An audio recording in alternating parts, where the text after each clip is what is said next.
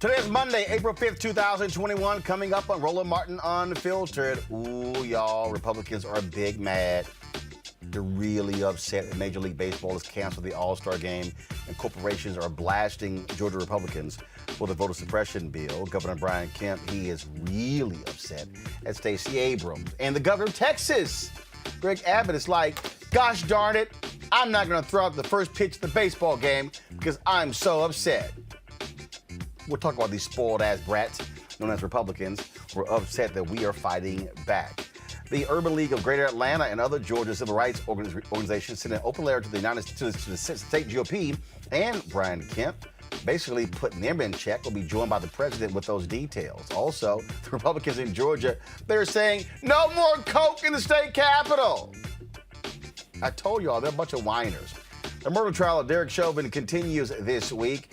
Great testimony today, gripping testimony from the police chief of Minneapolis saying that Derek Chauvin violated department protocols, as well as the emergency room doc saying, no, George Floyd did not die because of drugs. It was because of asphyxiation. Yeah, we'll show you that testimony. Also, we'll talk about the trauma Black folks are feeling watching the trial. All right, folks, in our book club, you'll meet the author of White Wealth. She looks at how the tax code is rigged against Black people. Plus, as the country reopens, are you feeling like you're not as fit and healthy as you should be? We also remember Elizabeth Davis, president of the Washington Teachers Association, killed in a car crash on Easter Sunday. Folks, it is time to bring the funk on Roland Martin Unfiltered. Let's go.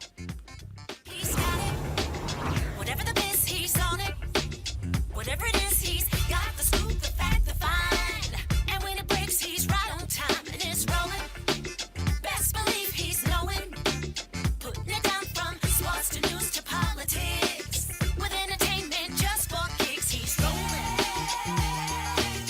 It's on go, y'all. It's Roland Martin, Rolling with Roland now. He's funky, fresh, he's real, the best, you know he's Roland Martin now.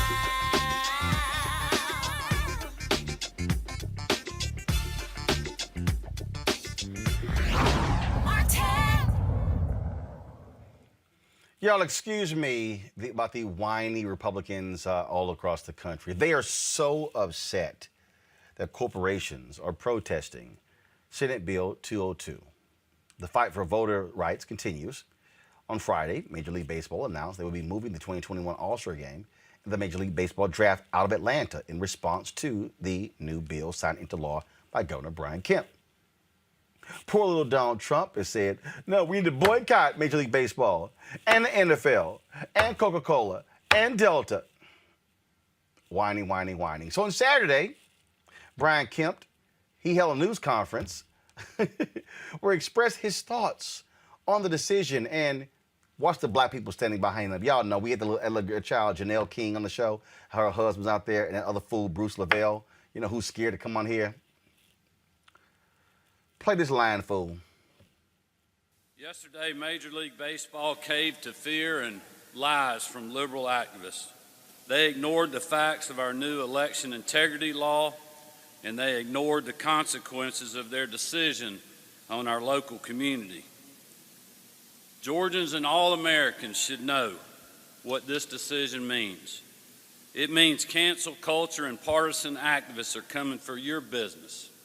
They're coming for your game or event in your hometown. And they're coming to cancel everything from sports to how you make a living. They don't care about jobs. They don't care about our communities, and they certainly don't care about access to the ballot box. It's easier to vote in Georgia than it is in New York. Even more ridiculous is that MLB didn't cite a single reason that they disagreed with the bill in their statement. Oh, really, Brian Kemp? Is that what you saying? You really think that we haven't read the bill and all of the lying you're sitting here saying? You look like a damn fool. Stacey Abrams released a statement on Facebook addressing what Kemp said.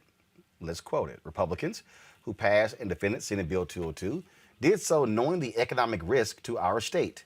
They prioritized making it harder for people of color to vote over the economic well-being of all Georgians.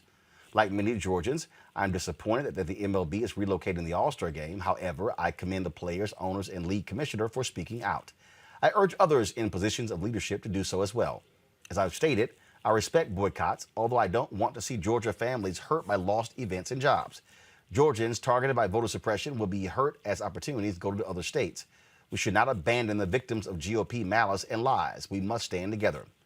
Georgia Republicans must renounce the terrible damage they have caused to our voting system and the harm they have inflicted on our economy. Our corporate community must get off the sidelines as full partners in this fight, acknowledging that the provisions of SB 202 do not expand voting rights. They restrict those rights, affecting employees and consumers alike. And leaders must publicly support the voting rights provisions in the For the People Act and the John Lewis Voting Rights Advancement Act to mitigate the harm being done in Georgia and other states. Kind of real clear what's going on here. So why are they acting so butthurt?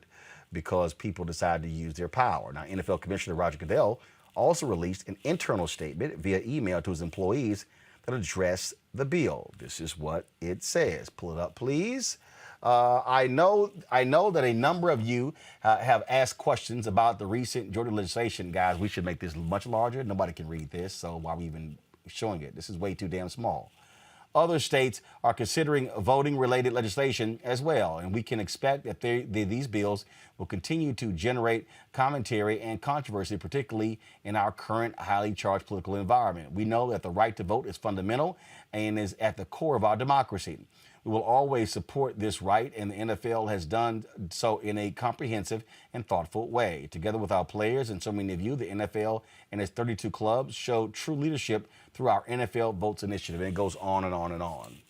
So now they're upset with them as well, okay? Now Georgia Republicans are demanding the removal of Coca-Cola products from their offices after the CEO, James Quincy, spoke out against the bill last week. Okay, I thought they were against cancel culture. So really what they're saying is, we don't like cancel culture when you cancel us, but we're going to cancel everybody else. The Urban League of Greater Atlanta is calling for widespread condemnation of Georgia's new voter suppression law. Joining us now is Nancy Flake Johnson, President and CEO of the Urban League of Greater Atlanta. Nancy, I got to say, it has to be disheartening to watch these spoiled brats, these grown men and women, step forth and lie. Let's just be real clear. If they did not lose both Senate seats, if Trump had won Georgia and not Biden-Harris, none of this would be discussed. None of this would be talked about. There would be no bill. They are mad. They are spoiled brats. They're mad because they lost. It's evidenced throughout the bill. So, Roland, what many people are talking about are the ID provisions that are certainly going to make it more difficult for 200,000 Georgians. That's a lot of people. It's a small fraction of the population, but it's probably some of the most disenfranchised people in our population, younger voters and senior citizens. Now, the way that the state, the governor is trying to make the case that really is not a big deal. They've taken away the fee. It's going to be free. All that's fine and good. But the important provisions that the governor has not spoken about publicly that are the most egregious in the bill has to do with taking over local election commissions. That is the most dangerous thing contained in the bill. Two things. The other thing is that the Secretary of State has now been stripped of the majority of the Secretary of State's power. Now that we know, you said it, it's likely a retaliation tactic for the Secretary of State of their party to stand up and validate an election that had no fraud. Multiple recounts, multiple lawsuits, all came to the same result, that this was the most error-free, the lowest error rate in the history of the state with the highest turnout. So the real important issue here is all of them are important collectively because they are designed to make it harder for people to vote. But the most important thing is that the state legislature, that is a majority GOP legislature, now has the power to take over a local commissioner's commission and the election process. And you can only extrapolate to say that they could potentially then overturn an election. That is the most egregious thing in this bill, and it's the thing that people are talking about the least. See, here's the whole deal, okay? And Republicans and I've been sitting here listening to all these people, and they always resort to, but what's wrong with voter ID? Okay, they always go through that. I did an interview earlier with David Brody, and on this show, aired on Newsmax, and it was really laughable because he talked about how this bill expands voting. I said, David, this is dumb. I said, you're literally getting rid of 80% of your drop boxes.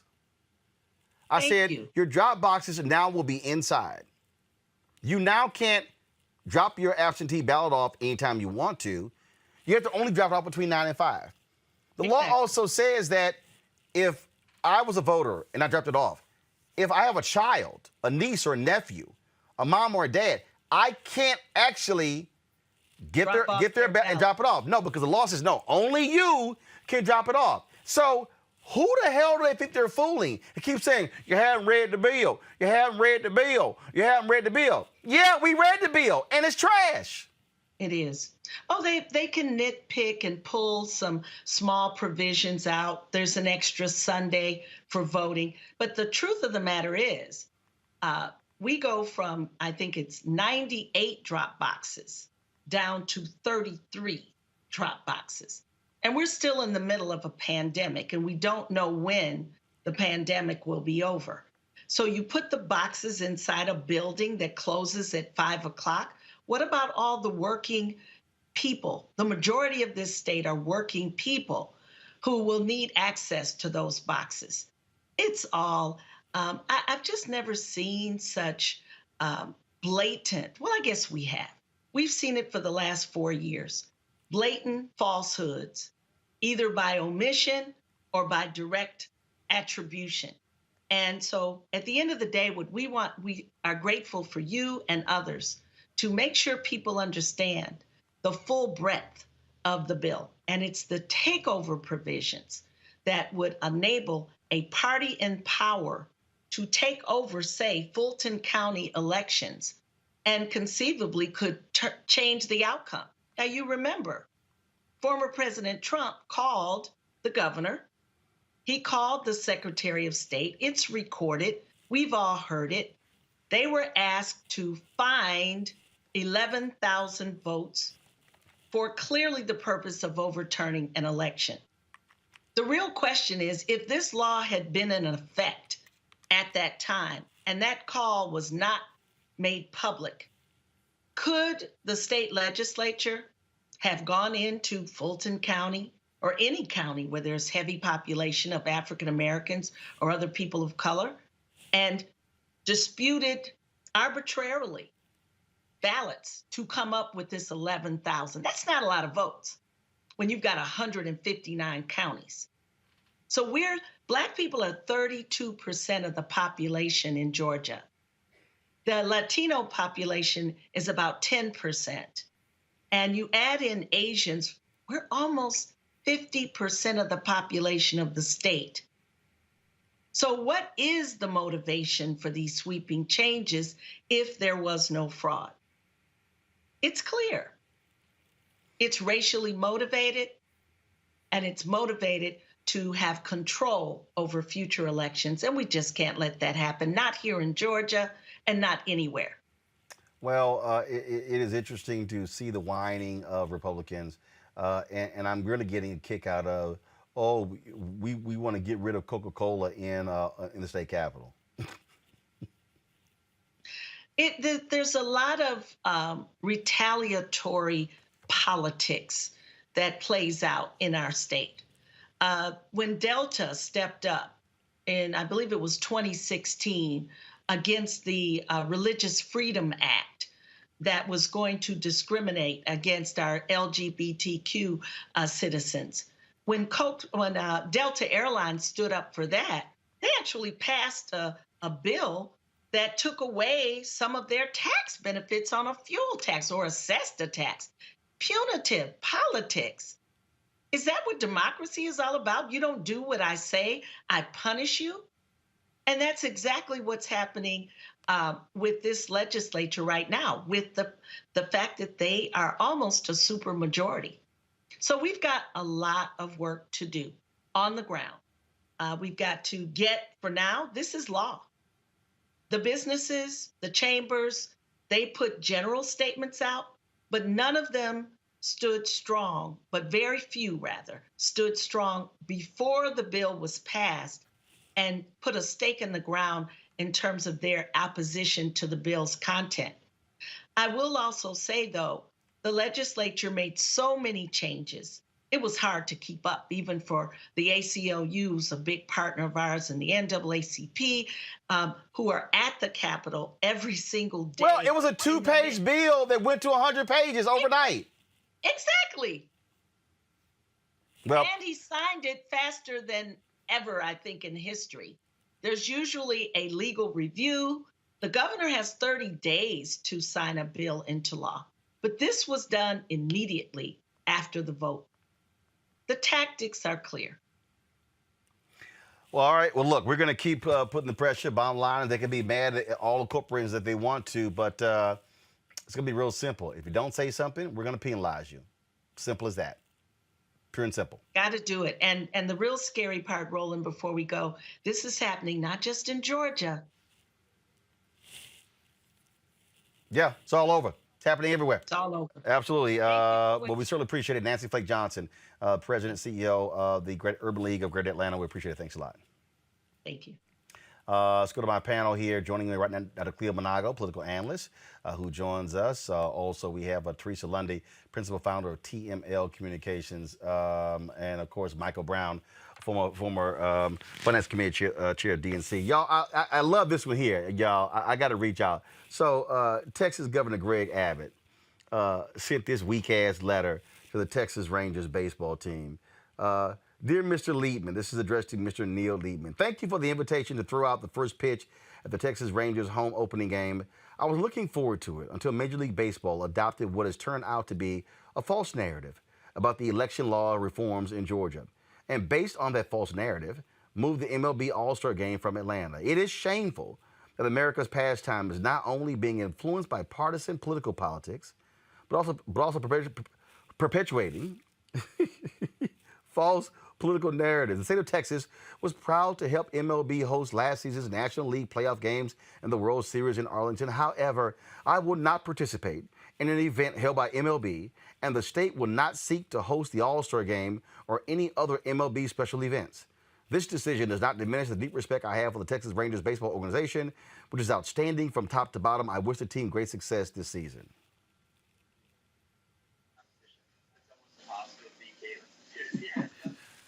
Teresa, I've never seen a bunch of weak-ass, impotent people. There's no group who thinks they're bigger victims than the Republican Party. Oh my God, everyone, these are election reforms. No, this is promoting the big lie. This is all about kissing Trump's ass and the crazy, deranged, sick, demented people who support him. They are angry that they lost, and so what they want to do is cheat. They're trying to cheat in your state by literally getting rid of statewide elected Supreme Court justices because they're mad with their judicial decision. These people love to talk about judicial activism. What they're saying is, if it don't go our way, we're going to change the rules. They're spoiled brats.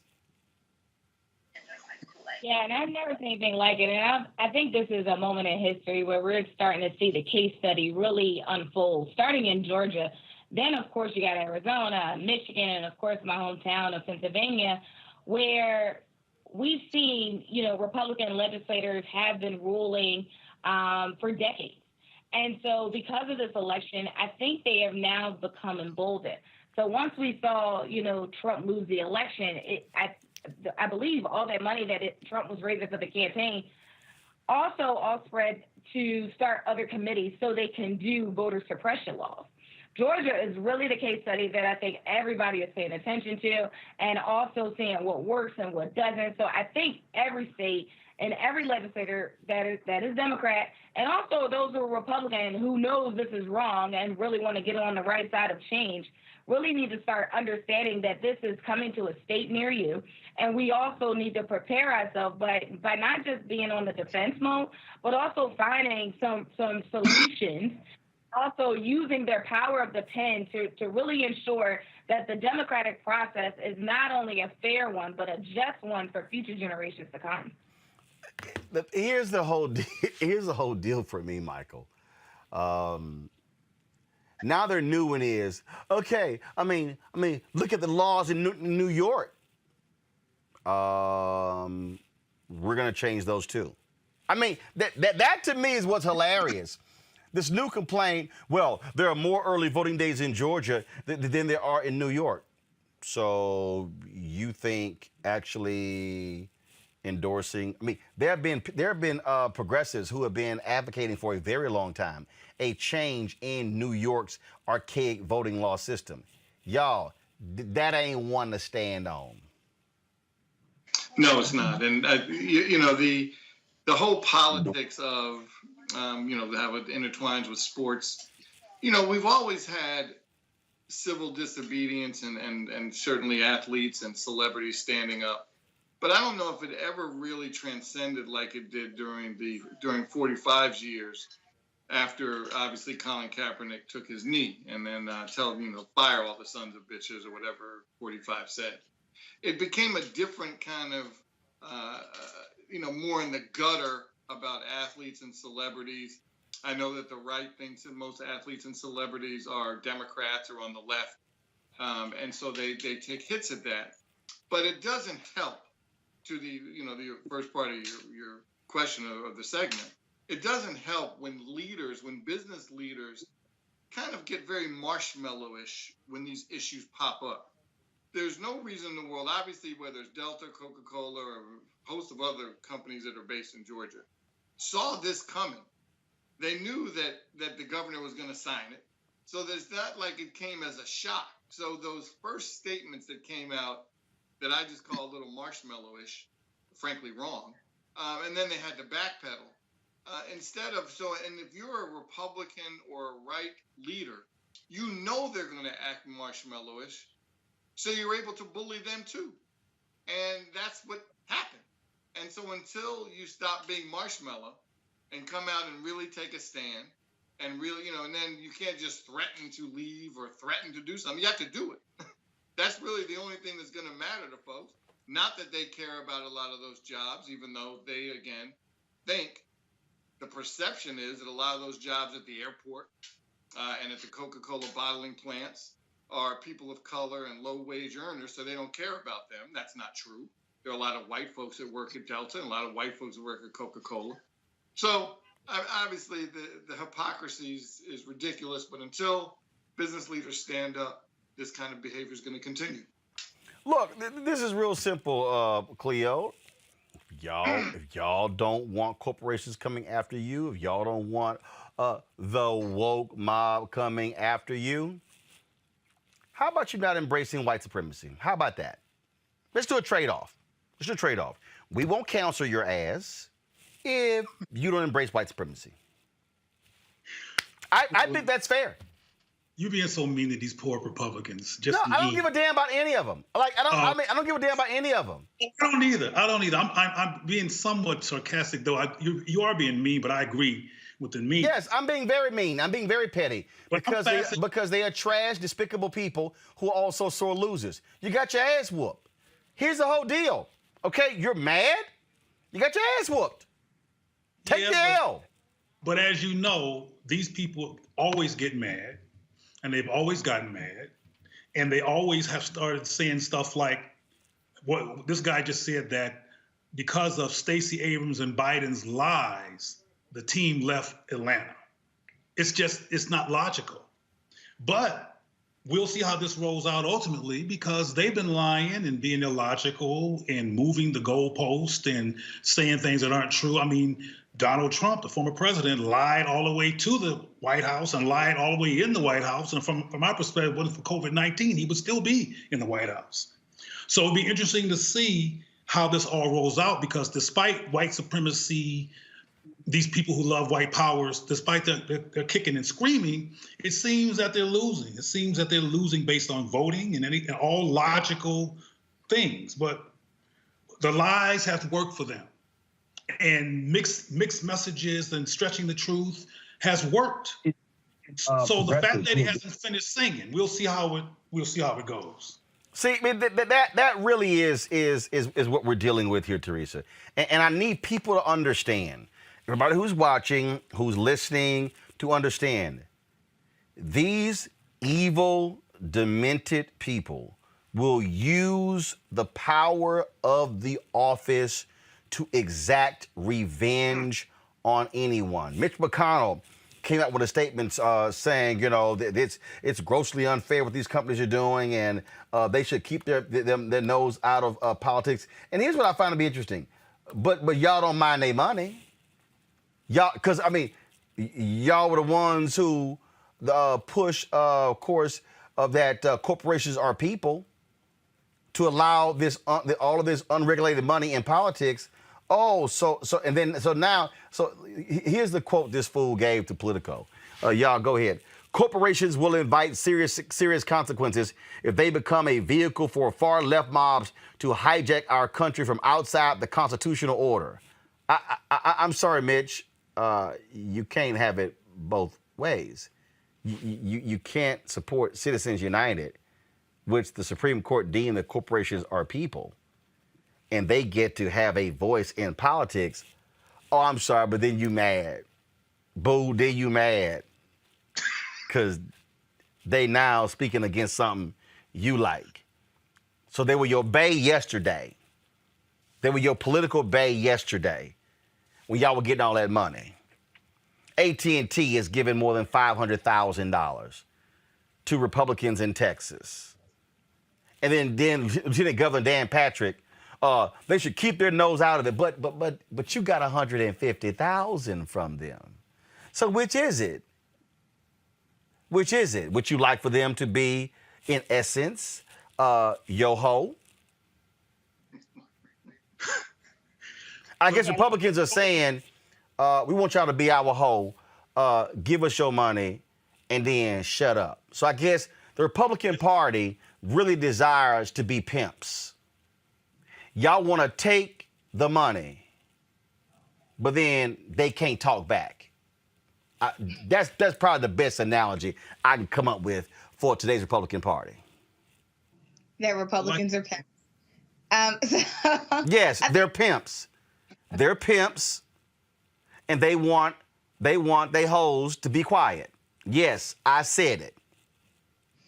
And essentially, corporations are in a very difficult spot, being the prostitutes of the pimps, because for a very, very long time, corporations, have been able to donate behind the scenes to campaigns. They have been able to support their candidates, under different IEs. And I think now people are starting to take with all these websites and blogs and, laws that you have to expose and basically tell all everything that's on a financial report. I think it's putting them in a very difficult spot where they have to make a decision. And they're like, we have to make a decision that hopefully doesn't hurt our business. But in this space, and because of the type of products that they're serving and the type of leadership, there's no longer business as usual, because everybody is doing good government. People are starting to look into some of the accounts and some of their positions. So it's just not enough to spend $500,000 on Black and minority communities, and then it's not okay to help voter suppression. So I think a lot of these social justice organizations and groups are really pulling their feet to the fire, same way you're doing, Roland, because if we don't, they'll continuously do the backdoor type of investment where they think it's in their better benefit. So really, they're really playing, bad politics when they're not really listening to the concerns of the people that they employ and those they elect, probably personally, but not publicly. I love this quote here, Michael, from Mitch McConnell. Parts of the private sector keep dabbling in behaving like a woke parallel government. Corporations will invite serious consequences if they become a vehicle for far-left mobs. So he called them behaving like a woke parallel government. But again, lead pimp, you like they money. See, it's a little hard for me, Michael, to listen to somebody, these corporations. Now, y'all need to shut up. Y'all need to be quiet. But you like their money. And that's how it's, frankly, has been, is, and will continue to be. But that's where I'm not necessarily upset that AT&T gave $500,000 to Texas Republicans. I am. That's that's not that, and I know that's not where you are either. That's not where we are. The issue is, if I'm writing that check for $500,000, you better believe actually I'm going to say something. Right. That gives me more of a right to speak up. So frankly, I don't know why the better comment from Leader McConnell should have been, oh, you know what? I appreciate your thoughts. We take it under advisement, or something like that. Not what they're saying, because it is so tired, and it's going to continue to be tired because they didn't like losing. They never thought they were going to lose those last 2 Georgia seats. They never thought in a million years maybe they was going to lose one of them, but not both. And so I think that sent a shell shock, obviously, through the Republicans. We have to do something. We can't have all these Black and Latino folks voting. That's just not an option. We have to restrict it as much as we can, because I don't know if Biden's going to, that's what they're saying. Their calculus is, I don't know if the Biden-Harris administration will have the courage to get rid of the filibuster to fix voting rights. That's what they're counting on. Now we'll have to wait and see, what happens. Bottom line is this here, Cleo. We should be using everything in our arsenal. Everything. Because what these people are doing is nasty and despicable. I remember what they did in North Carolina, how they specifically targeted Black voters. And that was ruled unconstitutional. And it was way beyond a voter ID. That's the little cover they love. Oh, you need an ID to go into the mall. And I see, we ain't falling for the okie doke. Okay? And my whole deal, and then the whole deal, but you haven't read the bill. Yes, we've read the bill, and the bill is trash. Call it for what it is. I agree with you, Roland, that they're dangerous. And again, I hate to sound so vague, but I'm waiting to see what happens, because, I haven't been on your show in a while, and I'm back on the show at least today, and I'm hearing the same old issue around these white power mongers manipulating. I think the term pimp is appropriate, because pimps are people who bully, who manipulate, who make false information up to make their victims confused. And that's why these people are using terms like, what do you say, far left mobs. They're trying to make people on the left sound like mean monsters who are coming to get you. And it's the same type of language that Trump used. And we'll see how it rolls out, because it's worked for them in the past. Yes, we've seen some major changes based on the vote, based on the fact that, for example, even though Trump had 73 million people who voted for him, and a few million more voted for Biden and Kamala, we still are in a heap here. The fight is not over. So I hope people realize that, like you said, we need to hang in there, we need to fight, we need to resist, and we need to be steadfast, because people like Brian Kemp, they're all over this country, and they're sending out mixed messages, they're pimping, and a lot of people get intimidated and become prostitutes for them, if you will. And some of these people in these corporations are trying to figure out what to do. Delta, et cetera, They're trying to go where they can keep their head up and get support from the government and stay in position, but they're not necessarily supportive of Black folks and Black people having power and equity. So it's a chess game, and we will see what happens. Again, when when the governor of Georgia blames Biden and Stacey Abrams for the people leaving, the sports team leaving, that's manipulation. That's them doing what they do. And we'll see how it rolls out. Well, bottom line is this here. They better get used to more folks walking with their dollars, because guess what? Y'all can't shut us up, and we're not going anywhere. So I'm just letting y'all know, get used to it. We're going to keep wearing that ass out. We're going to keep it up. And if it causes you to lose money, guess what? You knew that before you passed the bill, but you still chose to pass the bill. And Roland, I think and we gonna wear that ass out, and if it causes you to lose more money, so be it. I think the spoiled brat metaphor is kind of problematic, because calling them spoiled brats implies that they're just children having tantrums. And I think this is war. First of all, I've always called it war. But what I'm saying is you're a spoiled brat when you're like, we lost, and it was a lie. It was voter fraud. Where's your evidence? Well, I don't have any, but there were buckets and buckets and buckets and bags and truckloads of ballots that were shipped in. They were just voting like crazy in Fulton County. We have no evidence of that, and actually Republicans say it didn't happen. Yeah, but no, that just... They want control no matter what. Oh, no doubt. No doubt they want control. No doubt. No doubt. But the bottom line is here. We're going to call every lie we're going to call out. Every lie we're going to call out. Got to go to a break. We come back. Today's testimony, Derek Chauvin murder trial.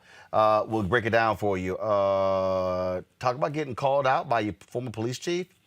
Yeah, that's what took place in today's trial. We'll show you next on Roland Martin Unfiltered. Cancel culture. The cancel culture. There is a vast and thriving right-wing cancel culture. She said something the cancel culture doesn't like. This is the number one issue for the country to address today. Cancel culture has become a Republican talking point, which pretty much guarantees it's been taken out of context to perpetuate their constant victimhood complex. But the idea that the public is turning its back on Republicans because of cancel culture is ridiculous. Now, it's time we stop using that term. Accountability culture is accurate. Consequence culture is accurate. If any occupation in America should be subjected to the whims of the public, it's our elected officials. If Donald Trump or anyone, for that matter, gets voted out of office, it's not cancel culture. It's democracy working as intended. And listen, the consequences can be far greater if we don't hold politicians accountable for their actions. Allowing people in power to chip away at our democracy, support white supremacy, or harass teenagers in the street completely unchecked, well, that will most definitely alter your life. And while cancel culture is not the number one issue of our time, accountability culture for elected officials should certainly be up there on that list. And boy, do I understand why these mostly white conservative men are scared shitless. They've enjoyed an era of zero accountability with zero consequences. Sorry, we've all decided that era is effectively canceled. I'm Dion Cole, and you're watching Roland Martin Unfiltered. Stay woke.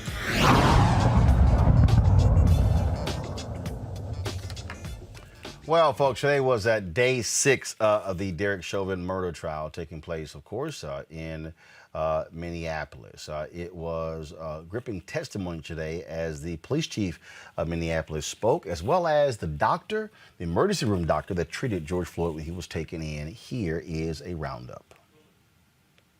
Did you receive any information or indication from the paramedics when they brought Mr. Floyd in that anyone had attempted CPR on Mr. Floyd at the scene on May 25th, 2020? Overruled. I did not receive a report that Mr. Floyd had received bystander CPR, no. Did you receive a report that he had received CPR from any of the officers who may have been on the scene on May 25th, 2020? No.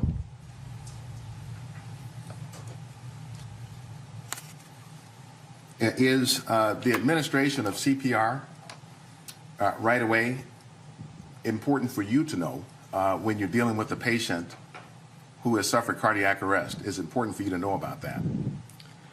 It is, in the sense that it informs the likelihood of survival. And what do you mean by that, Dr. Langenfeld? It's well known that any amount of time that a patient spends in cardiac arrest without immediate CPR markedly decreases the chance of a good outcome.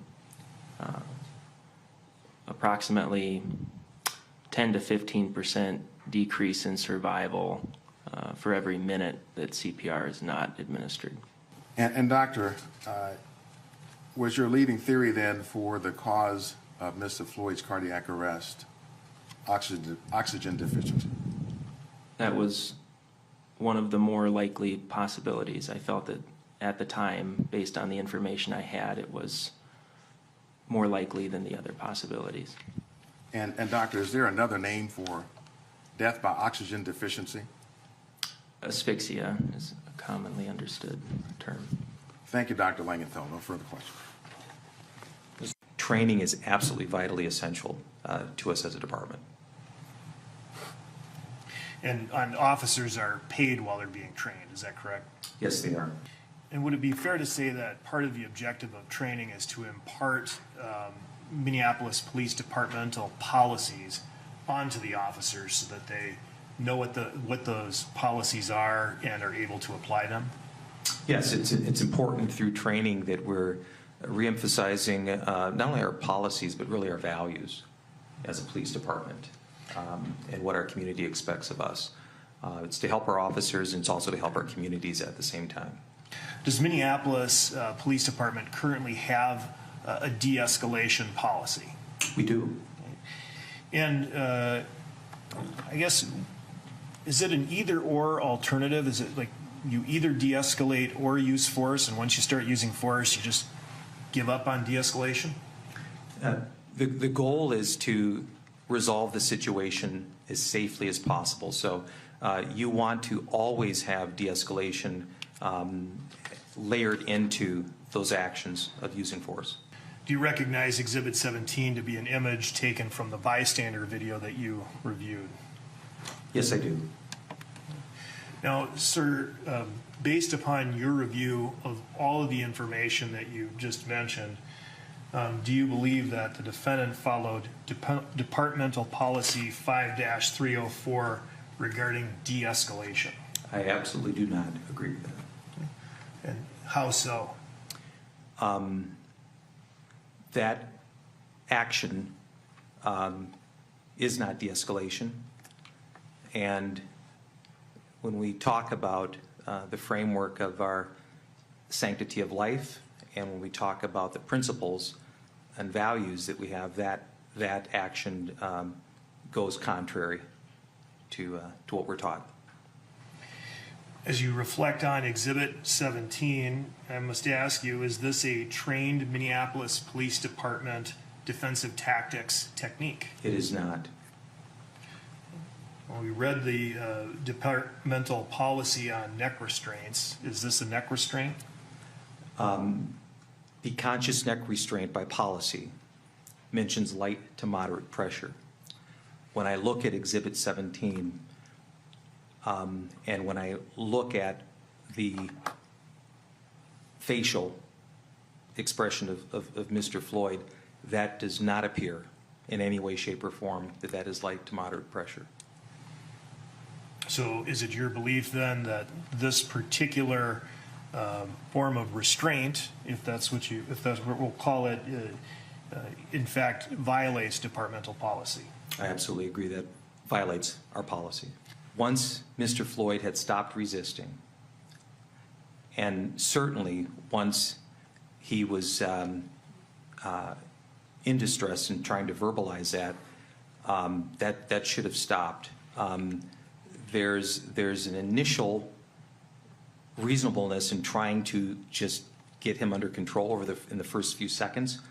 But once there was no longer any resistance, and clearly when Mr. Floyd was no longer responsive and even motionless, to continue to apply that level of force to a person proned out, handcuffed behind their back, that in no way, shape, or form is anything that is by policy, it is not part of our training, and it is certainly not part of our ethics or our values. Not part of our ethics or our values. See what happens when you have a strong prosecution team. First of all, we need to give significant credit to Attorney General of Minnesota, Keith Ellison, for what they have done thus far, how they have approached this particular case. That, of course, was the emergency physician, Dr. Bradford Langenfield, and Minneapolis Police Chief Madaria Arredondo testifying today. Long day of testimony taking place there. Let's talk about this with Bernarda Villalona, senior trial counsel for the Joey Jackson law firm. This had to be, again, Bernarda, one of those good days for the prosecution to have that ER doctor just obliterate the defense team's notion that it was drug use that killed George Floyd. Definitely. It was a definitely good day for the prosecution, because you got to think that the two main issues that the defense is going after in this case is, one, that George Floyd died as a result of a drug overdose, and that, two, that the use of force that Derek Chauvin actually used was one that is allowed by the department there in Minnesota. So today, both of those things came crackling down. And so, again, the defense tried to push the ER doc as well as the police chief. Didn't go so well. Yeah. It definitely didn't work out in his favor, especially the most telling thing and the most important thing that sticks out to me is that doctor said that for each minute that George Floyd went without any medical attention, that being CPR, there is a 10 to 15% chance that you are losing life. So that is what stood out more to me. But also more importantly is that George Floyd, unfortunately, was dead. He was in cardiac arrest from the moment that he was taken from the scene up until he was in the hospital. And it was just a technicality that a doctor had to pronounce him dead. In terms of the police chief, this whole questioning of, when was the last time you actually walked the streets? I mean, come on, really? It's the police chief. Exactly. But here what you have is that the highest ranked police official in Minnesota, in Minneapolis, you have the highest ranked police official telling you that the practices that Derek Chauvin engaged in on that day where he put his knee on the neck of George Floyd was one that is not done by the police department. It is not one that is condoned by the police department. It was one that was excessive and hence deadly.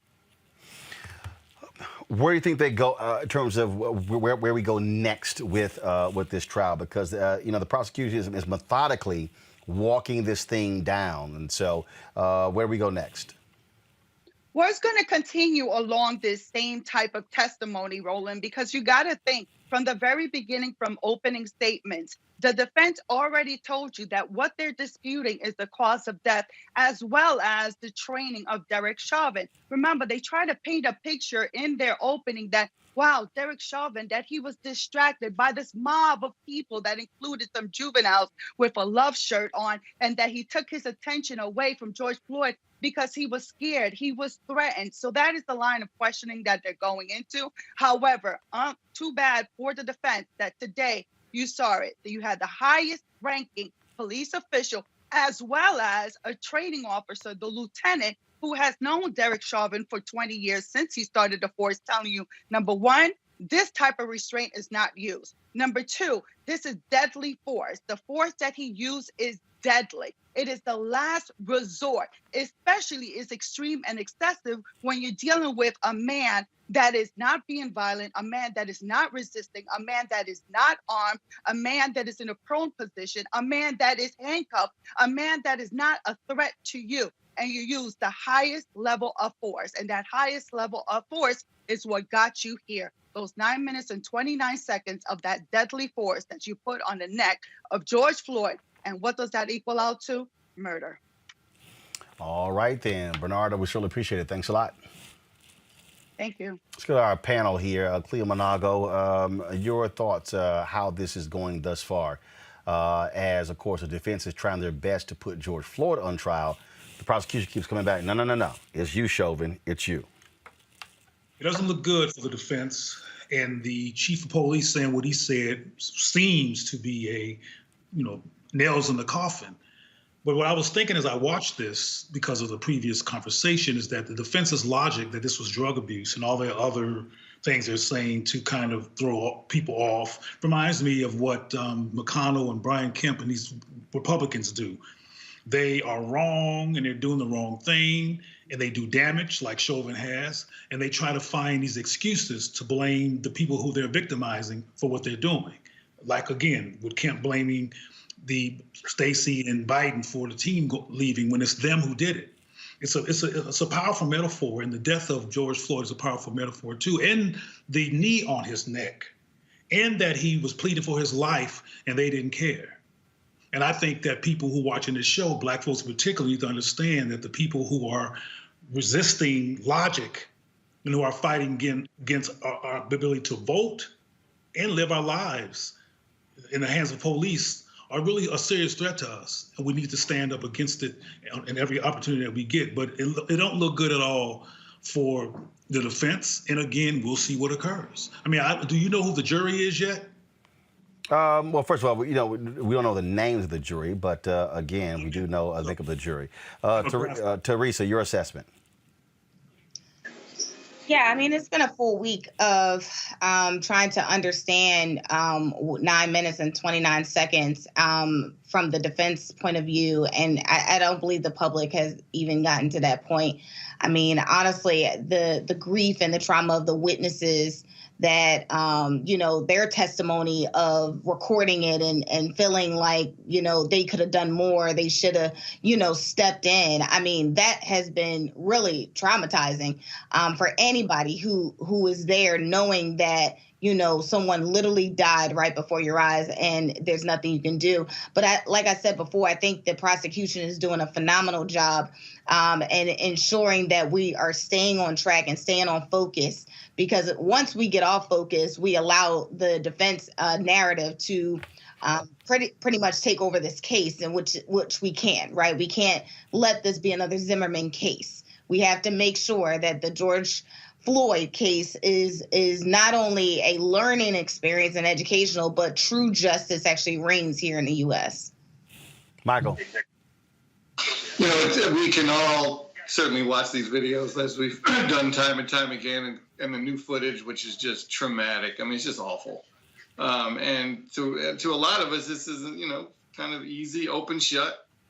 The problem is, in our country, in our system of justice, it just takes one juror to find some reasonable doubt to say, you know what, he was in danger, he's a big guy, and all it takes is one juror. And that's what's so troubling about these cases, where to many of us, it seems so easy and so open and shut. The problem is, in our system of justice, it just takes one juror back in that room who could have come in saying, I'm never going to convict this white guy, this white police officer. I don't care what the evidence is. I don't care what the videos. I don't care how these jurors try to browbeat me. I am not going to convict. Hopefully that's not the case. Hopefully we have jurors that are being objective, looking at the evidence. And keep in mind, too, over the last week, or however many days it's been for the prosecution to put on its case, and you're right, I agree with you, General Ellison should get a lot of credit along with the prosecutors. But during this last week, it's just been all the prosecution case. Yeah, we've heard some stuff in the media. Yeah, we've heard some of the cross-examination questions. But the defense puts on their case, too. And so we'll have to see what they come in with, though we don't, we certainly don't have to believe any of it, or it certainly doesn't matter. But just keep in mind, they have to get their shot too. Well, that is the case, and so we'll certainly be paying more attention to exactly what happens with the next phase of the trial. But again, we're now in week 2, and there is more to come. Got to go to a break. We'll be back on Roland Martin Unfiltered in a moment. America is starting to breathe again. A decent man as president, a plan to protect us. It feels almost normal, but it's not. Republicans still will not admit that President Biden was legally elected, which means they don't believe in democracy. They believe an election is only legitimate if they win. That's not democracy. Their plan? Pass voter suppression bills to block minorities from voting, take back Congress, impeach President Biden. We refuse. We refuse to accept the end of the American experiment. We refuse to allow anti-democratic autocrats to steal our country. We choose to fight, and we will not lose. Join us. I'm Bill Duke. This is Diala Riddle. What's up, y'all? I'm Will Packard. I'm Chrisette Michelle. Hi, I'm Chaley Rose, and you're watching Roland Martin Unfiltered. Many of us have been watching the murder trial of Derek Chauvin. Folks have been shocked and stunned and too difficult to actually watch. And others are talking about reliving the trauma of what happened to George Floyd and how it haunts us. Joining us right now is psychologist Dr. Jeffrey Gardier. Doc, always good to have you on the show. Great to have you, Roland. Great to be here. So how do we deal with that? Because I did that first week. I mean, there were a number of people who just simply said, I can't watch this. I can't take this. And not just watching the video, but just the testimony that was given. Yeah, certainly I've talked to many people who've said that they have not been able to watch it as well. And I say to them, look, get the information that you need. I know that we want to stay up on this. I know that we want to witness what's going on because this is history. Certainly the prosecution seems to be doing a pretty good job. There might be some sort of justice that comes out of this trial more than any of the others that we've seen. But when you've had enough, stop, turn it off. Instead, communicate with others. Talk to your loved ones. Let them know how you feel about this because, Roland, we're being re-traumatized over and over and over by watching the horrific death of this man. And again, not just, I think, just watching the video, but those witnesses who had to recount their testimony and them feeling so helpless as a result. Yeah, I think many of us feel that way because I know there's certainly much more we could have done either through social protest, getting involved with community boards. I think we've kind of been sleepwalking through what's been going on, but certainly the pandemic has given us the empathy to wake up and realize that we can't let this continue to happen. I know you're talking about Chris Martin, you're talking about Darnella Frazier, you're talking about the elderly gentleman, Charles McMillan, how he cried like a baby on that stand. He cried because he knew that in his heart he wanted to do more, though he possibly couldn't do more. That Chris Martin wished that perhaps he hadn't given that $20 bill, or Darnella, was traumatized by watching what was going on in the streets against George Floyd. So certainly we're seeing from this trial more than on any other of them, Roland, the guilt, the collective guilt that these individuals who were there were feeling, but also the guilt and the shame that America has been feeling in looking the other way, and now they can't look away any longer. We'll go by panel for questions. I'll first start with Teresa Lundy. Teresa, you have questions for Dr. Jeffrey Gardier. Hi, doctor. So, I mean, the public is watching this day after day. Is there something that you can, give us for tips? I'm literally, my lunch breaks are now talking about this case, and what can we do so we don't, again, we're taking this into our homes. So what can we do to alleviate some of the stress?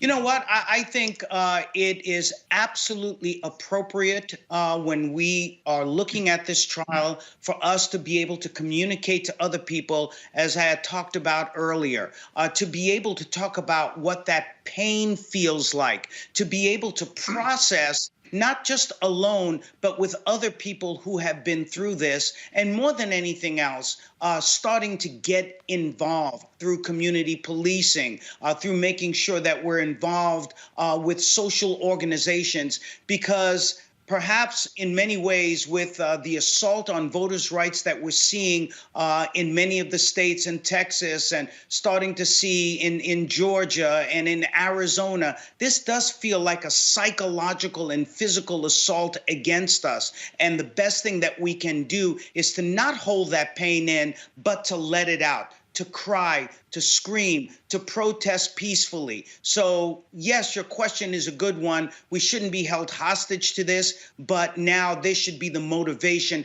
for us to get out and finally all of us do something about this so that we can try to mitigate these cases. We know they're going to happen over and over again, but the more we can do to empower other people, to empower our children, to give them that dreaded talk, that's what needs to be done to keep people alive.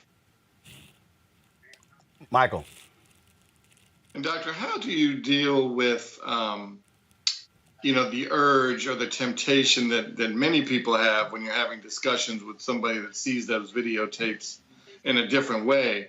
How do you resist the temptation when to pop them in the nose when they're saying something stupid like, "Oh, well, why didn't he just get in the car?"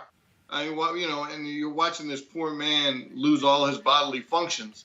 I mean, what do you say to somebody that just seems ignorant to basically what's been going on in America for 4 centuries?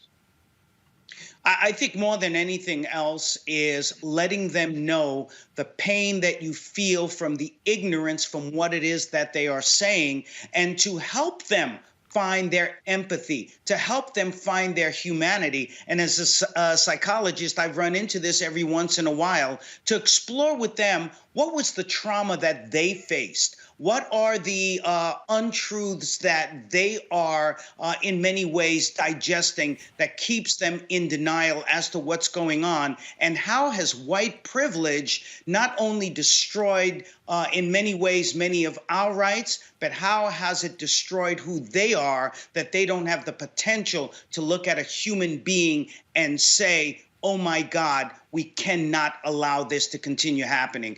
Look, I think there are many people who have made that conversion, who have been able to change, who have been able to touch their own empathy and humanity through COVID, but more than anything, through this horrific death of George Floyd. Anyone who still sees this as something as if it was George Floyd's fault, well, I think that is a deeper issue for that person on that other end of the spectrum.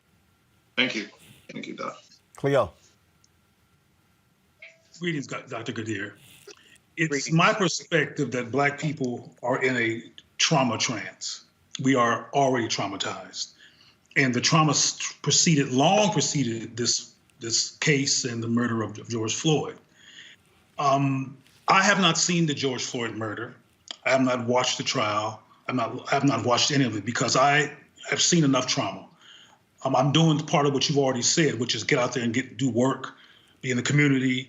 My work is about trauma deflection for Black people. But I wanted your assessment of this. Do you believe that the murder of George Floyd and all the spectacle is a new trauma, or is it a exacerbation of pre-existing trauma that we're already enduring? Many people have used this word re-traumatization. We use it a lot in psychology and social work to talk about children perhaps who've been sexually or physically abused or received some other abuse. And as they're growing up, they're still seeing and receiving that abuse every day. I truly believe that Black and brown people and others who have been marginalized are experiencing that trauma every day. The racism, the institutional racism. And yes, it is a perpetual state of trauma, of emotional hurt. And that's why I believe that racism does kill. We know that people begin to break down when they have that fight or flight mode dealing with racism. And that's why we must find a way to address this. This is not about an ideological difference. This is about life and death for those on the streets who have been killed, who are unarmed or some other situation, and for those of us who live day to day, living while black. That in itself can kill us. It has certainly been a difficult one. Doc, what do you propose after this trial? You know, what do families do? I mean, what do they say to their children? Because the reality is we have seen numerous videos like this. We've seen the Eric Garner video. We've seen the John Crawford III video. I mean, we can just go on and on and on. And so at some point, you know, do folks get numb to this? Or do people just simply say, you know what, I can't take it, I'm gonna turn it off? How do we deal with it where we need to confront it but not run away from it? Certainly, we cannot let this pass as just another incident. This has to be that moment where we say, now, how do we turn the ideas into action? What is it that we need to do? How do we change these police departments? Because we've seen even members of that Minneapolis Police Department have said that what happened between Derek Chauvin and George Floyd was absolutely wrong. That was bad policing. That was police abuse. So how do we use that? I'm sorry now? No, I'm sorry. Go ahead. Go ahead. Yeah. And so how do we use that to begin to change police departments across the nation? But just as importantly, how do we begin to educate our children to be able to not only avoid these situations, but own these situations by integrating in and becoming part of these police departments, part of community policing, to becoming politicians, to becoming leaders that are able to bring all people together to stop this kind of hate. All right. Dr. Jeffrey Gardia, we certainly appreciate it. Thank you so very much. Thank you, Roland. All right, folks. Man, some sad news I got a text message today about a sister who appeared on our show a couple of times. The folks in the DMV education community, they are mourning the death of Elizabeth Davis, the Washington Teachers Union president. She died in a two-car crash in Prince George's County Sunday night. Now, she was elected to one of the city's most powerful labor positions in 2013. The 70-year-old educator spent the last year leading the more than 4,000-person union through school closures amid the pandemic. Described as a straight-talking and tireless old-school organizer, Davis revamped the struggling union when she took it over and implemented broad social justice mandates. She believed democracy is at the core of any union, and the Washington Teachers Union needed to have the backing of its members and the public. Davis was known to give every teacher her cell phone number and told them to reach out to her with any issues they encountered, no matter how small. She was born in North Carolina, and her mother moved to the district when Davis was in the 3rd grade in search of better educational opportunities for her daughter. They live in the Capitol Hill area, and Davis attended her neighborhood schools. She was a graduate of Eastern High School and the University of District of Columbia. A teacher for 4 decades, Elizabeth Davis worked at half a dozen schools during her career.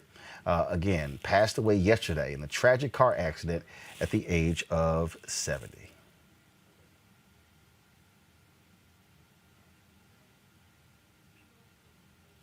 We'll go to a break. Back in a moment.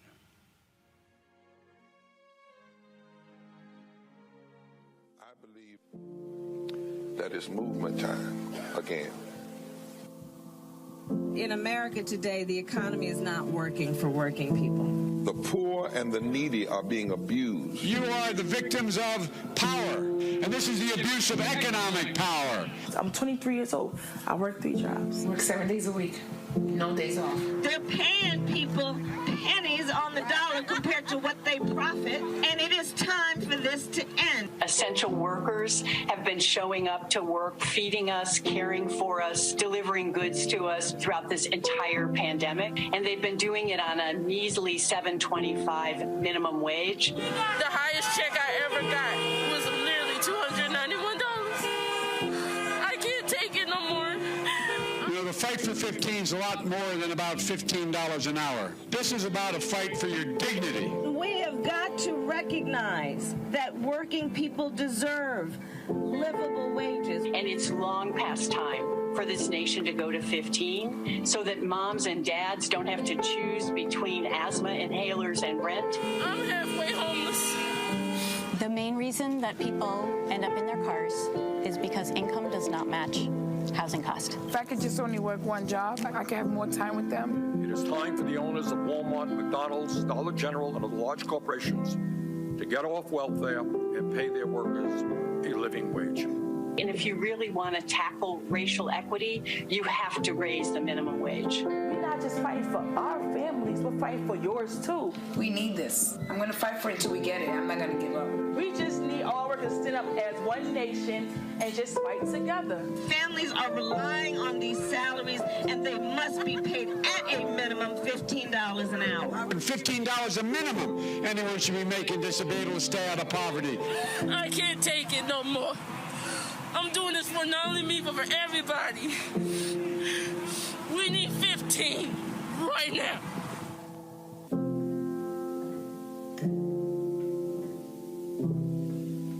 Hello, everyone. It's Kiara Sheard. Hey, I'm Taj. I'm Coco. And I'm Lily. And we're SWV. What's up, y'all? It's Ryan Destiny, and you're watching Roland Martin Unfiltered.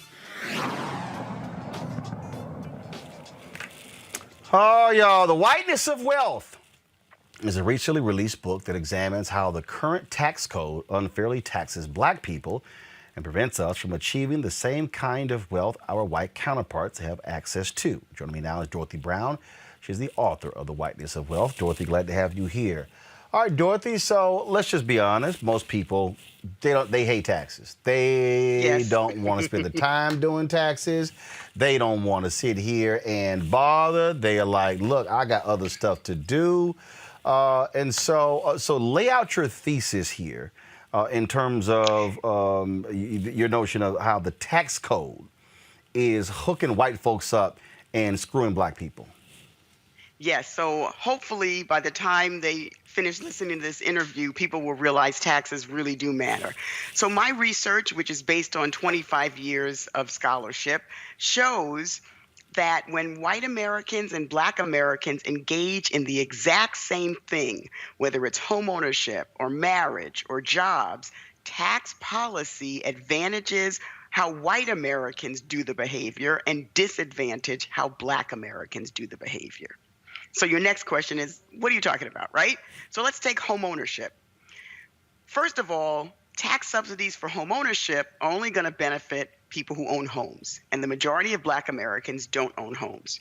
But that's not the worst piece of the puzzle. The worst piece of the puzzle is when black Americans own homes, tax law doesn't help them the way it helps white Americans. Why? Because black homeowners live in different neighborhoods from white homeowners. And the most homes that appreciate the most are in white neighborhoods where most black Americans don't live, and white Americans don't want to live next to too many black Americans. When homes appreciate and sell for a gain, tax law says if you're married, the first $500,000 of gain you get tax-free. So you say, well, Dorothy, what's the problem? When black people sell home at a gain, they get $500,000 tax-free. When white people sell homes at a gain, right?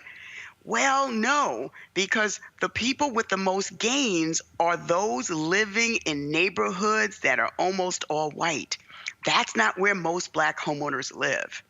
And more importantly, black homeowners are more likely to sell their home at a loss. And tax law doesn't allow losses on the sale of homes.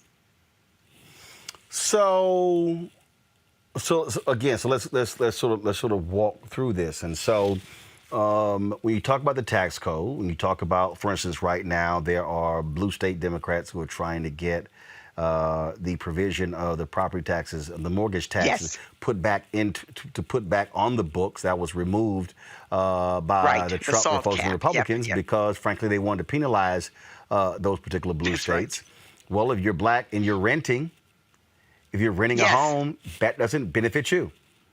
That's right. That's absolutely right. That's absolutely right. So any tax subsidy for home ownership is going to benefit white Americans more than black Americans because the majority of white Americans are homeowners, but the majority of blacks are renters. And so when we look at the black home ownership rate, 40, 41, maybe 42% right now, white Americans, it's above 60%. And so what's happening is our money is being handed to somebody else, and we're getting no return on that. But the person who owns the property, they're the ones who are benefiting from that. That's right. That's absolutely right. That's absolutely right. So, and I'm sorry, go ahead. No, go ahead. And when you look at home ownership in America, white middle class is built off the backs of home ownership. But it's not the same for black homeowners because we do not get the same return on our investment when we become homeowners because we live in neighborhoods where the homes don't appreciate as much. How else is the tax code penalizing black folks but helping out white folks? So let's talk about marriage. When white people get married, they are more likely to get a tax cut. Why? Because they have one stay-at-home spouse and one spouse who works in the paid labor market. When that couple gets married, they get a tax cut. Black married couples, on the other hand, like my parents, and I talk about them in the book, my mother was a nurse, my father was a plumber, their incomes were almost equal. They never got a tax cut because of how the tax laws work. And for decades, they paid higher taxes. So how the tax laws work is if you have a single wage earner household where one person works outside and one person works inside, tax cut. If you have two equal earners, that most married black couples fall in that category, they don't get a tax cut. So here you have white and black Americans doing the same thing, getting married. But tax law advantages how white Americans do marriage. One single wage earner household, and disadvantage how black Americans do marriage, which is two equal earners. One of the things also that I think when you look at the greatest beneficiary, real estate.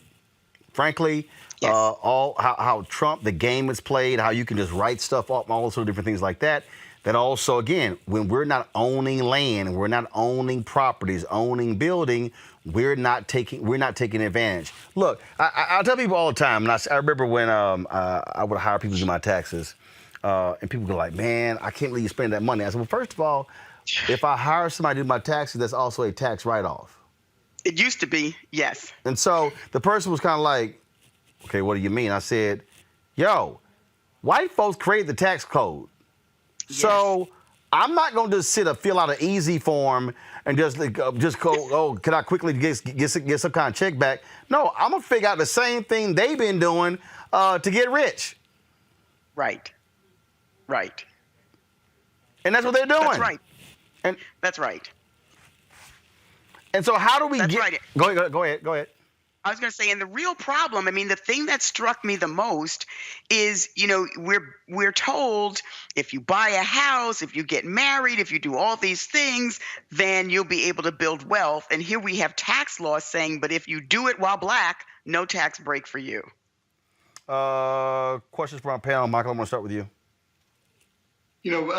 First, good work, cousin, on your book. My last name is Brown, by the way. Thank you. See, trying to claim the Omega, man. Move on. If you have, when we talk about the wealth and the tax code and how does gentrification play into that? So when you talk about obviously the neighborhoods, especially neighborhoods that are changing, and when a family, when a grandmother passes away and the children have the option of taking it over, and they're like, I don't want to pay these high urban taxes, I'm going to sell it. Is that should they hold on to that property and maybe rent it out to help pay some of those expenses, or should they take the $500,000 or the $1 million or whatever it is and walk away? Well, usually if a neighborhood is gentrifying, they're not going to have the option of $500,000, right? It's not appreciated that much. You need the neighborhood to gentrify, and then you can sell it for a lot of money. The problem is you see elderly homeowners in that situation, and they've been in their home for decades, and then the neighborhood gentrifies, and then property taxes shoot up, and they're unable to pay their property taxes, so they wind up losing the home and the possibility of equity. So if there are options, then you want to stay in the home, rent it out so that you're the owner. And when gentrification occurs, property values are going to increase, and you're going to wind up with potential wealth from selling the home, tax-free. Got it. Cleo Monago. I'm shaking my head because I know what she's saying is true, and it almost kind of answers some of my question. My question for her was, what's an example of the recipe out of this situation? The situation of the Black barriers to the wealth that white people get to access. You just gave an Yeah, and here's the problem. Black people are between a rock and a hard place. So let's stick with home ownership. If you want a good financial investment, then you want to be the only Black person in the neighborhood, in the all-white neighborhood. But that comes with problems. It comes with your neighbor calling the cops on you when you're trying to get in your house. It comes with you having to fight with the school because your Black child has been targeted for doing nothing. So you have to deal with what I call racism triage, right? You have to deal with this nonsense and figure out, well, I got to fight that battle, but I can't fight that battle. So it's a good financial investment, but you're dealing with a lot of stress. Alternatively, you buy in an all-Black neighborhood or racially diverse neighborhood where your children will see other people who look like them, where your neighbors won't call the cops, but you won't get the financial benefit you would in the all-white neighborhood. So I would advise people, live where you want to live, but be conscious and intentional. So don't be house poor if you're buying in an all-Black neighborhood or racially diverse neighborhood. Stay away from home equity loans because your house is not going to appreciate the way your white colleague's house who lives on a different part of town does. All right, then. Well, look, that is certainly some critically important advice. I just really, you know, again, we go back to this whole, we hear all this talk, financial literacy. And this to me is where when you don't know, you don't know. And I just think in so many ways, we've got to have constant education, constant classes, churches, organizations. I know we love our organizations and our meetings, but the bottom line is here, if you're getting people to understand the tax code, understand how wealth is created, understand how folks write things off, gifts they make to organizations, things along those lines, that you know, all that's important. And I think for too many of us, and I get it, for a lot of us, frankly, we have this idea that, you know what, that's for the folk who making six figures and higher. But there are other families who are not making that, but they are armed with the information. And when you're armed with the information, that is what changes the game. That's absolutely right. Absolutely right. And so that's just what I'm encouraging our folks to do, to get more of the information, to understand why we must really have a totally different outlook when it comes to our financial planning. And last point, if you could speak to, not allow our folks to use the excuse, well, my mama and daddy never told me. Okay, now you can change that. Yes, you can read my book, right? And recognize the system was not designed for Black wealth. When Black Americans wind up wrestling wealth out of this system, it is, as I talk about in the book, it's a bit of luck and it's a bit of strategy. So the more you know, the more you can do. But the one thing I want your listeners to think about is this system was not designed for us to build wealth. So if we want to build wealth, we have to be smarter. Yeah, no, we were the reason they built wealth. Right. Yeah, it wasn't for us at all. So, but it is a matter of getting us to understand that, again, the information. That's the piece. That's right. It's the constant information. All right, again, put the book up, please, y'all. Just one more time, folks, to understand the whiteness of wealth, how the tax system impoverishes Black Americans, and how we can fix it. Dorothy A. Brown. I appreciate it. Thanks a lot. Thank you. All right, folks, got to go to a break. We'll be back on Roland Martin Unfiltered in just a moment.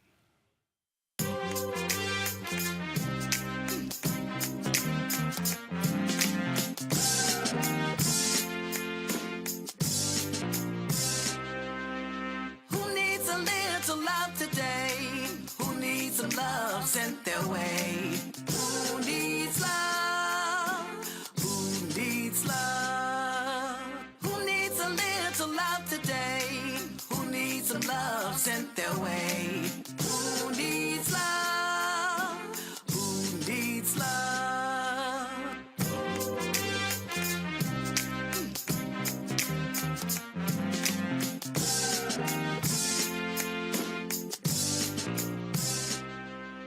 Hey, I'm Cupid, the maker of the Cupid Shuffle and the Wham Dance. What's going on? This is Tobias Trevelyan.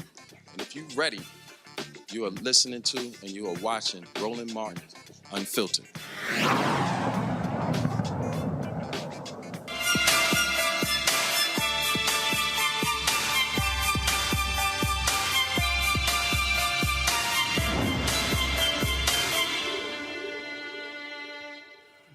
With COVID restrictions loosening up across the country, many people are going back to their lives pre-pandemic, especially getting back into the gym. Is that a good idea? Joining us now from Atlanta's Effect Fitness is owner Dooley. Dooley, how you doing? How you doing, man? All good. So, during the pandemic, it was crazy. If you went to a sporting goods store, you literally could not find any equipment whatsoever. I mean, I'm talking about they were selling dumbbells on eBay for $1,000. They literally couldn't find more equipment. Do you believe that as people getting the vaccine, that folks are going to drastically change what they used to do, flock to gyms, other places, out of fear of contracting COVID or getting sick? I feel like this has been the reprogramming of people's minds has been the toughest part about getting people back in the gym. Like you just said, it is still a fear, it's still a phobia. I got people that just choking on water, coughing, and people looking around thinking it might be COVID. So it's really a reprogramming of people's minds. Like the body is the easiest part to kind of get back where we tried to get it to. It's the mind part that took the biggest toll during the pandemic. And what we're working on really is just reprogramming people's mind to just get back in the gym. Understand that, yes, other things going on, but the things that you actually can control is your health and your wellness. So I feel like the biggest part that's for the pandemic is just being reprogramming people's minds. And when you talk about pre-programming their minds, have you seen, first of all, what's been blowing up? People are doing these virtual workouts. And so how have you, as a business owner, how have you had to shift your business? Same way. Like I said, we were really all about in-house. So during the pandemic, we even launched an app. We had our businesses almost quadrupled during the pandemic because literally it forced us to, like I said, reprogram the way we thought about business in the fitness industry. And we started our own app, and we got pretty much the same amount of people doing this stuff virtually as we do in-house now. So it's been a beautiful thing for us as well. So this video we're playing right now, I mean, again, that's a packed joint. It's going to be a little hard to get folk to go back to that, Absolutely. bro. We understand that. And that's why, like I said, as a business owner, like we're taking all the proper steps. That's why we pride ourselves on what we're actually doing throughout the day. So as far as the fog and the sanitizing after each and every class, we don't like you said, the equipment. We no longer share equipment. You have to bring your own equipment to the gym. We make it to where literally, if you don't feel comfortable about being here with us, please download that app. Let's get it in virtually. But we are taking every step, all the precautions to make sure that everyone that comes here feels safe. Even setting up COVID testing outside of our gym on your way in. So we feel good about all the steps we're taking about having that many people back in here. How do you feel about this New Jersey gym owner who's like, the hell with these restrictions, I'm going to open. He's getting fined. Now he's offering free memberships to people who won't take the vaccine. Wow. I try my best to mind my own business, but in that case, I say I'm about the people. So if I didn't feel I could keep people safe, I wouldn't invite people to me. I don't know if I would do that based on restrictions. Like I said, here in Atlanta, things are a little bit different, as you know. Our governor is pretty proactive as well and opening up things. But more so than him or the government, I just feel good about what we're doing. Like I said, I try not to put our faith in anybody else's hands. I want to make sure we sanitize, and I want to make sure we got proper cleaning, like top-graded cleaning companies. I want to make sure that everybody brings their own equipment and keeping themselves safe when they come back up in here. Questions. Cleo, you're first. Well, I was wondering, how does the app work? Does the app have like Zoom or some kind of visual on it where you Absolutely. involved? So with the app, it's pretty much like anything with an Xfinity cable box. You can do it live or you can play it back on demand. So the best thing about the app is unlimited class. Once you got the app, you can do classes all day long. We have 3 live classes per day. So you got one at 5:30 a.m., 12, and then 5:30 p.m. And literally, once it's live, it's live. But when it's over, we upload the best class of the day, and you can do that all day long. And we keep changing out the videos. Every day it's a different type of class. It's a different type of workout. So what we're doing in-house, you guys are also doing virtually. So you have on demand as well. Mm-hmm. Cool. Absolutely. Michael. So do you think the business of gyms will change after the pandemic is over, whenever that is, later this year or next year? Do you think the Planet Fitnesses and the LA Fitnesses and all those kind of gyms will survive, or will they continue to make it?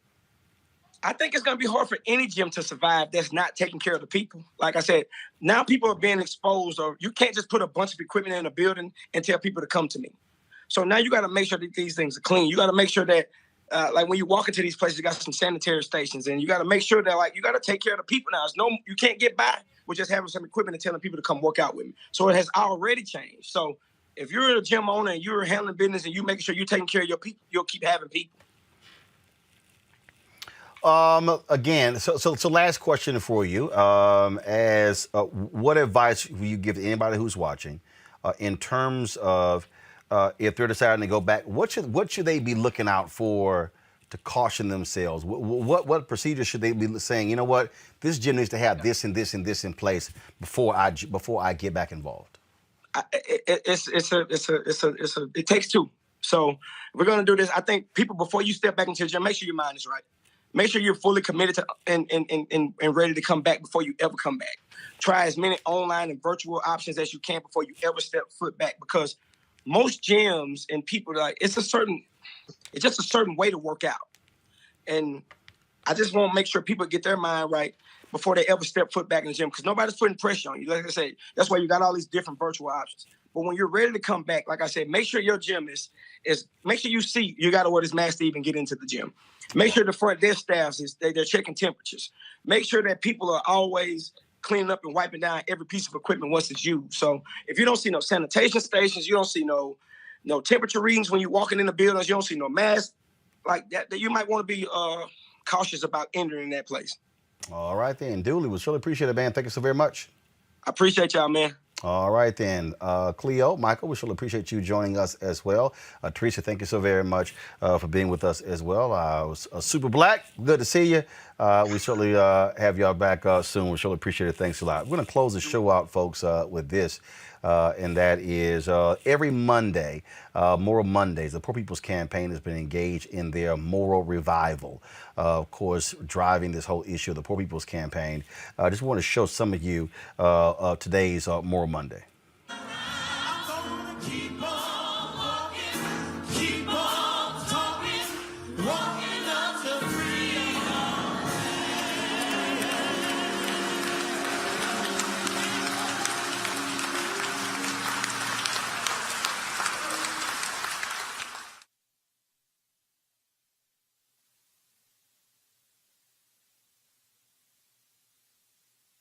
President and Senior Lecturer of Repairs of the Breach and co-chair the Poor People's Campaign, a national call for moral revival. And we are gathering from all around the nation and in the nation's capital today to raise an important issue. I had planned to be there this morning. I was called to do the eulogy for a young man who was shot to death by the police in Virginia Beach under questionable circumstances. And as we were trying to make it there, the traffic became so intense that it kept us from being there on time. But today we come because we as clergy, pastors, imams, rabbis, people from the Hindu community and the Muslim community are challenging the immorality of the filibuster. We can no longer have an impoverished democracy because a minority group of senators want to shut down open debate and shut down bringing issues to the floor to address the critical issues that face us as a people in this nation. We have 140 million plus people now that are in poverty and low wealth in this nation. We have 62 million people that make less than $17 an hour in this nation. We have over 80 million people who who either are uninsured or underinsured in this nation. We have serious issues to address in terms of coming out of this pandemic, rebuilding from the bottom up and building forward greater in this nation. And we cannot have a system that actually is rooted in an ugly history. Now, many times when people talk about the filibuster, they talk about how it has been used to block civil rights legislation, and they frame it in a racist, as a form of systemic racism. And that's true, but it is more than that. And it's time that we let the public know it's more than that. Now, yes, in the 1800s, the filibuster was used to stop every piece of anti-slavery legislation, every piece of anti-slavery legislation. In 1937, there was a vicious lynching in Duck Hill, Mississippi, where people's bodies were literally mutilated and burned. The House of Representatives, to honor, to deal with this issue and to deal with the horror of it, they passed an anti-lynching bill in 1837. But the senators and the white Southern members launched a tenacious filibuster to prevent the anti-lynching bill from reaching the floor for a vote. When it came to the New Deal, a lot of the legislation that President Franklin Delano Roosevelt tried to put forward, some historians say that he had to back away from that anti-lynching bill because of the filibuster in order to allow some other pieces of legislation to go forward. What a horrendous trade-off that was forced by those who would engage in filibustering. We know in 1918, however, it wasn't just Black people. In 1918, Southern conservatives in the Senate blocked women's suffrage for a long time by a Senate filibuster. They didn't want the 19th Amendment. So the filibuster has been the antithesis to women in this country moving forward. We know that 5 times between 1942 and 1949, the House passed bills that sought to ban poll taxes 5 times. And 5 times senators filibustered and allowed poll tax to stay on the record. We know that Strom Thurmond and Dick Russell used the filibuster to try to weaken the 1957 Civil Rights Act.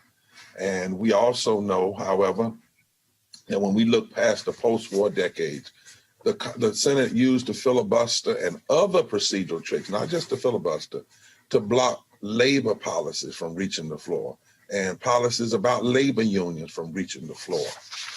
We know that the filibuster was used. The party failed at labor's most important goal, and that was the repeal of the Taft-Hartley Right to Work Act, because a bipartisan conservative filibuster in the U.S. Senate was employed. In 1974, a 5-year effort to pass a bill to create an independent consumer protection agency fell victim to the filibuster. So yes, it's been used to undermine things that would benefit African Americans, but also with things that would benefit all Americans. The filibuster has been used. We know in 1972, The filibuster was used to block legislation to give the Equal Employment Opportunity Commission the power to move against job discrimination. For months, they blocked it. We know in 2014, a Republican filibuster successfully barred the Protect Women's Health from Corporate Interference Act, literally blocked it, which was intended to remedy the U.S. Supreme Court's ruling that employers could refuse to include contraceptives for women in their insurance plan. The filibuster has been used to block laws that would stem voter suppression. It's been used in some ways, and a form of it has been used to block any real votes on things like living wages. And what it does is the filibuster is dangerous to our democracy. It undermines the democracy because the ultimate goal of the filibuster, it is a centerpiece of an arcane obstructionist type rules in the United States that bars the body from the deliberative role that was envisioned by the founders. It has been used to stall presidential appointments, federal judicial appointments, laws addressing unemployment benefits in national economic emergency times. It's been used to block environmental protection measures, global climate measures. It's been used to even block laws that would require disclosure of political contributions in a country where we have such a flood of dark money. The current filibuster rule discourages public debate. And the way they do it now is worse than even in the past. Because in the past, at least you had to go to the floor and keep the filibuster up. Today, if you simply say you don't have the 60 votes, there's not even a filibuster debate. And so people never really see. What the filibuster does is it blocks people from seeing, it blocks those senators' constituents from seeing where they really are. And at the end of the day, the filibuster is immoral. It does not provide the freedom and the liberty that should be in a democracy. It causes us to have an impoverished democracy. It allows injustice to flourish.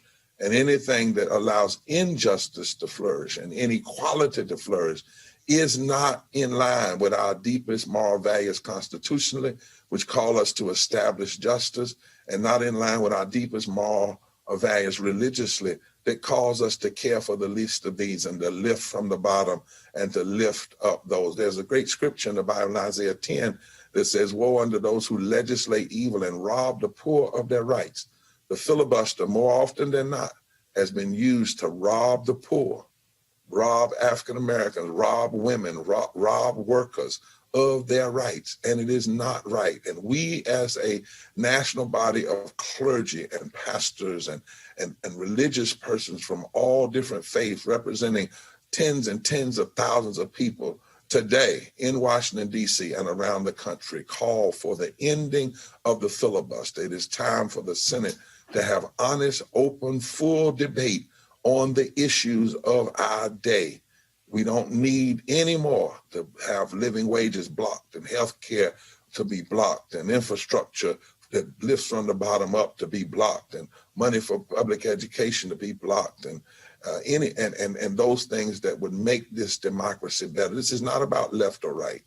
It is not about conservative versus liberal. It is about right versus wrong. And so today we commit to create holy trouble.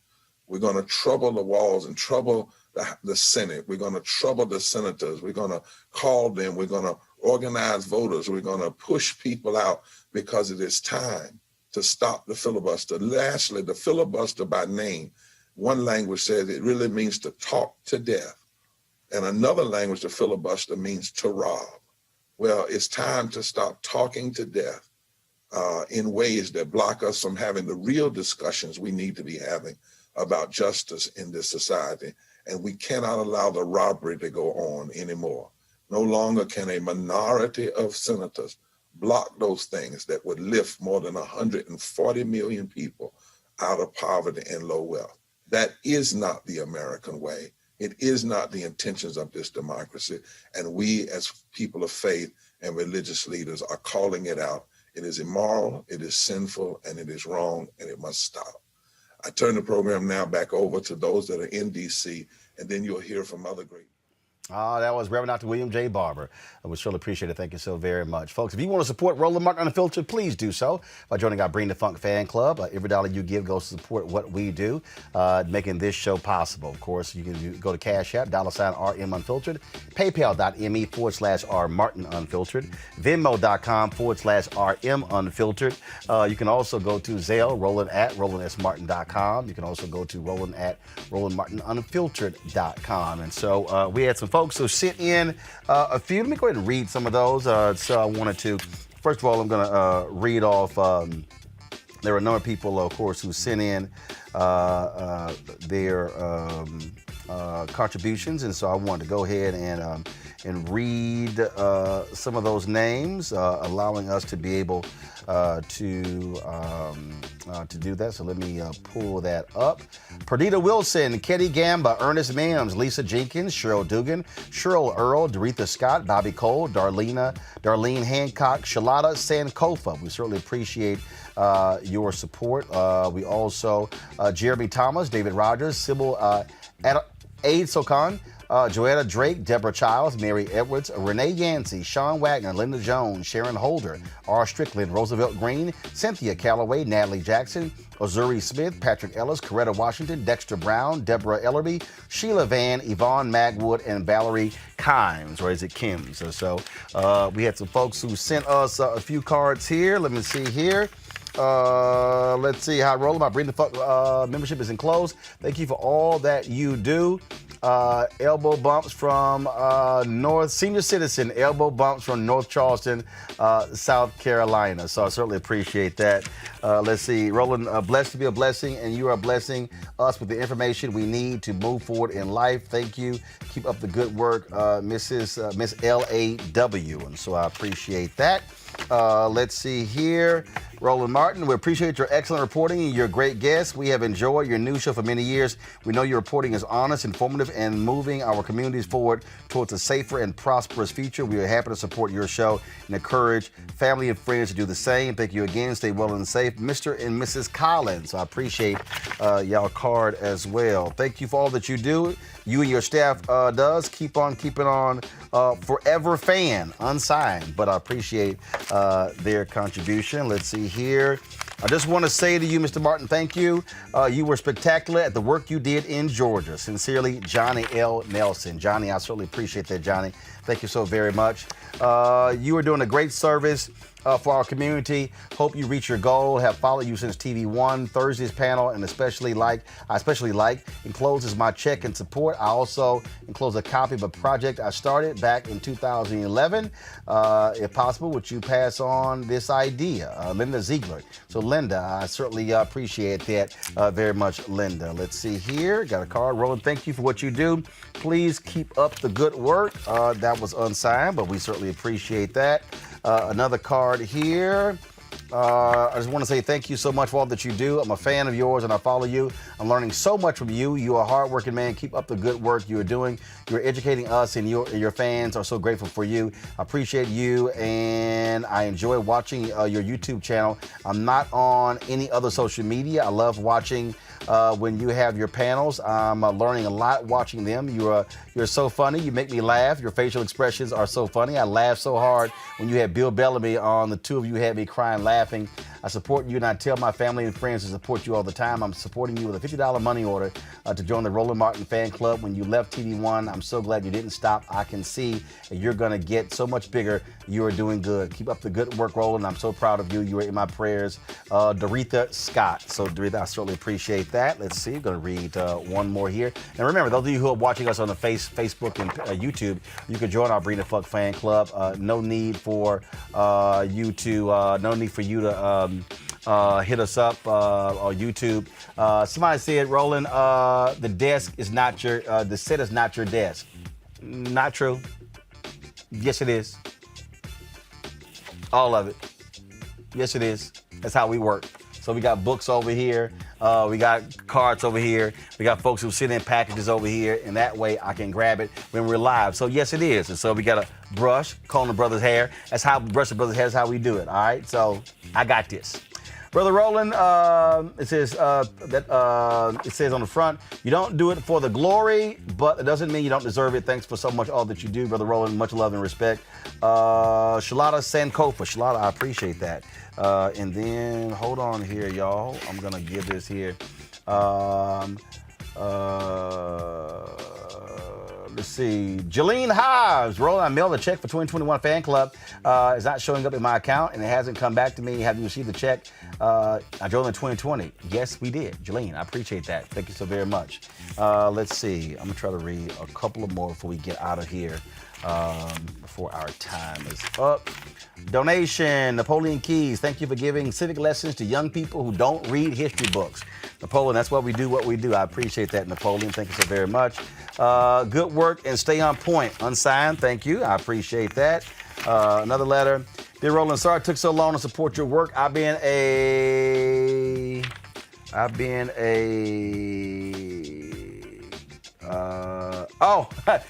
freeloader, loving the information you provide but not contributing. Hopefully I can send you a payment every month of at least $10. I know it's not much, but it's the best I can do right now. Love your show. Georgia, I can't make out your last name, but Georgia, I appreciate it. Look, every dollar counts, and so there are people who give us $100, $50, $20, $10, $5, $1. We appreciate every single person who supports this show and who contributes, and so trust me, every dollar matters. Hey, Roland Martin, I love the way you bring the funk. I am joining your fan club. Here's my $50. Darlene Hancock. Darlene, I appreciate that, Darlene. Thank you so very much. I'm going to read two more. Okay. Herbie Holland Jr. I just love what you do. I listened to the speech you gave over Zoom on Friday, February 26th to the college, and it was really on point. I watch your show every day. I'm a monthly contributor to your Bring the Funk fan club, $50 every month. I just wanted to say, listening to you and the guests you have on your show talk about black problems for black people is refreshing, and you're the only black media outlet I listen to. Because of you, I have been enlightened on books such as Martin Luther King's Where Do We Go From Here, as well as the sneakers you put on display during your Zoom speech to the college. So I immediately went and ordered a pair. That was the black-owned company in the Gas Footwear. I also like the fact that you're an alpha. So is my brother Troy. Wish I was, but I'm not. But I do have a master's degree.